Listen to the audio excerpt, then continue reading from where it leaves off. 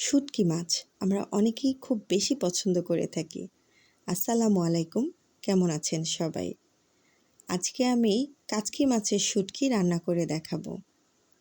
আমি এখানে কাচকি মাছ নিয়েছি, 3টা মাঝারি সাইজের পেঁয়াজ কুচি করে নিয়েছি, 3টা রসুনের কোয়া, হলুদ মরিচ গুঁড়ো 1 টেবিল চামচ, লবণ স্বাদ মতো এবং আজকে আমি এখানে সবজি হিসেবে ব্যবহার করছি আলু, বেগুন ও টমেটো লম্বা করে কেটে।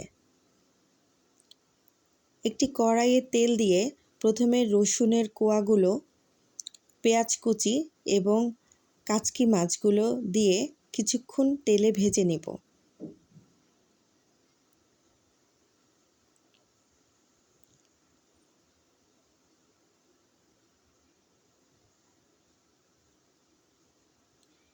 এরপরে আমি এখানে হলুদ, মরিচ ও লবণ অ্যাড করে দিব।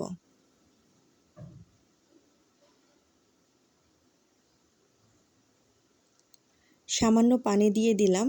এরপরে আমি আলু কুচিগুলো দিব। ঢাকনা দিয়ে কিছুক্ষণ রান্না করে নেব। ঢাকনা তুলে এতে দিয়ে দিলাম বেগুন ও টমেটো।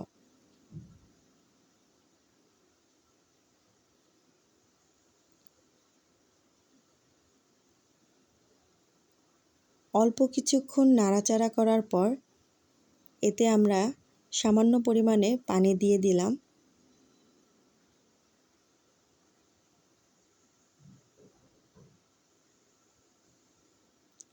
ঢাকনা দিয়ে কিছুক্ষণ রান্না করে নেব।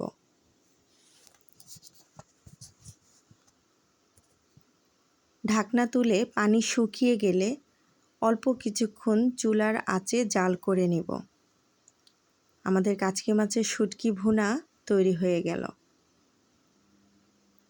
আমার ভিডিওটি যদি আপনাদের কাছে ভালো লেগে থাকে, প্লিজ ইউটিউব থেকে যারা দেখছেন লাইক, কমেন্ট, শেয়ার এবং সাবস্ক্রাইব করবেন এবং যারা ফেসবুক থেকে দেখছেন আমার পেজটিকে ফলো করে যাবেন। ধন্যবাদ সবাইকে।